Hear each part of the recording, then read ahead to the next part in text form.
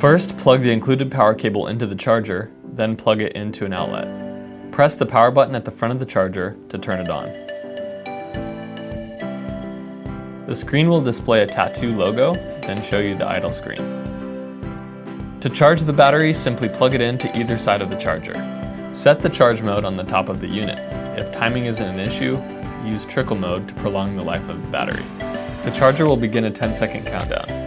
During this time, the charge mode can be changed. When the countdown is complete, the battery will automatically start charging.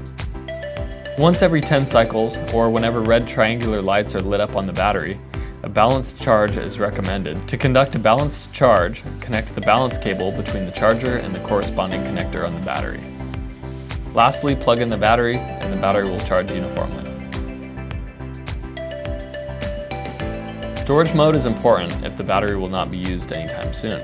Put the battery into storage mode by first plugging it in, then during the 10-second countdown, hold the storage button for 3 seconds.